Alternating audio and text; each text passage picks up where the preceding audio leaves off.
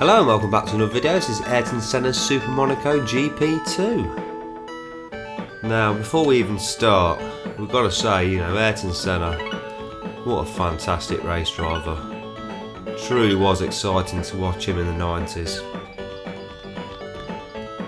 Very charismatic individual, and it's a great shame what happened to him. So, here we are. This is the sequel, obviously, to the original Super Monaco GP. And I remember at the time there being a massive fuss about how little difference there was between this and the original version. Which is kind of strange because you never heard the same kind of thing said about many other titles. This is the PAL version, playing in Japanese mode on my Mega Drive. As you can see, I've got some Japanese text. Basically what Ayrton Senna is saying there is good luck with your first season.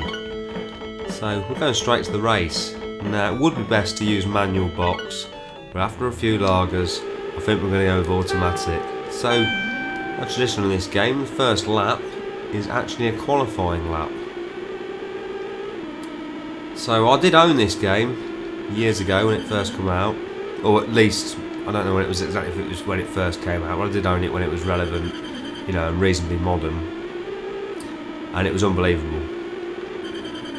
Really was an astounding racing game. It even had weather effects. The first time I seen the rain on the second race, I believe it might be the second race of this championship if memory serves me correct, I was gobsmacked.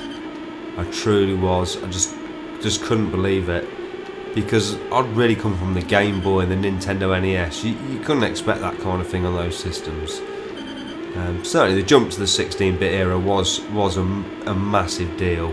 Seen a few people recently doing videos about sort of first impressions of consoles and what sold them on the systems, and in short, I guess, when I seen Sonic the Hedgehog on the Mega Drive, I just knew I had to get it.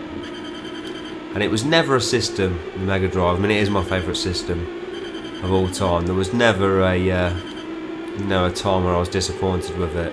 I loved it. I loved it for many years after most had given up on it. When people were playing on their N64s and PS1s, I was still trekking around with my Mega Drive because I just believed in it that much. Certainly the multiplayer, so many fantastic games. Now, I'm going on a bit of a wild tangent here, and we're going to start the race in 16th place. I was braking too much. This game is all about going as fast as is humanly possible, which is, the story of most racing games, isn't it? Hitting the opponent will seriously slow you down. I mean, you see the speed there going around the corners, it's just leaving me for dust. It's just foot to the floor, hope and hell,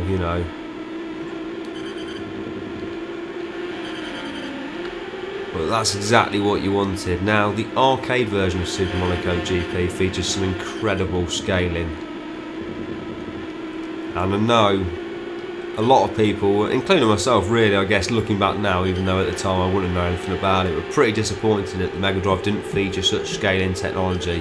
Obviously the Super Nintendo had Mode 7. I think if the Mega Drive had had something like that, it would have been really interesting for some of the Sega ports like Galaxy Force 2 and Afterburner, Super Monaco GP and Space Harrier, many of those sort of titles, but unfortunately it didn't. But I guess Sega as a company were looking at getting the most for the buck. Oh no! Well, that's ruined it. That's wrecked the race. He's down and out. He's lost the wheel. That's me done. DNF, did not finish. The lapse of concentration. So that's the lesson to be learned there. Keep your eyes on the road. So here we go. It's a Brazilian Grand Prix, and I guess it's kind of lucky that we got killed there, or we crashed there, because are we going to see the rain? That is the question I'm asking. So it's a preliminary race again, or qualifying as we call it. And certainly, with all racing games, I guess, unless it's really arcade. I mean, you got to remember this was trying to be some sort of simulation, or more realistic than an arcade type experience. It greatly pays to learn the tracks. That's what racing games are all about, learning the tracks. knowing, you know, the speed you can go around a certain corner, when you've got to brake, what you've got to look out for.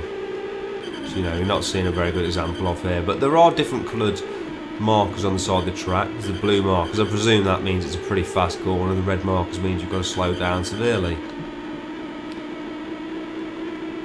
So will I be able to qualify in a position less than 16?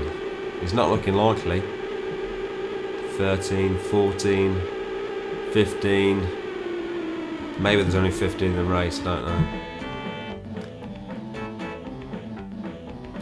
When we go, I mean, this viewpoint here reminds me of a game we used to have on the Game Boy called F1 Circus. I think you can get it for the Mega Drive. There was 16. I managed to qualify one place ahead. Get in.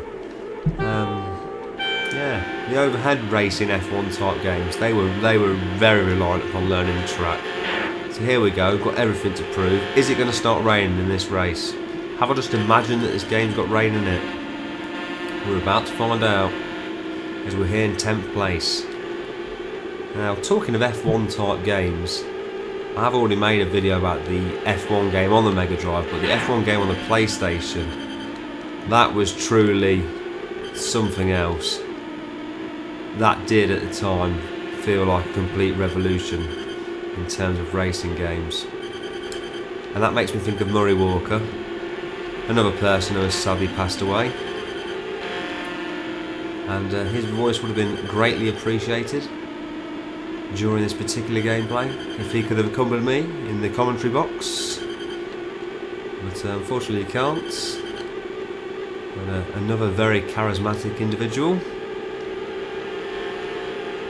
Always made watching F1 entertaining.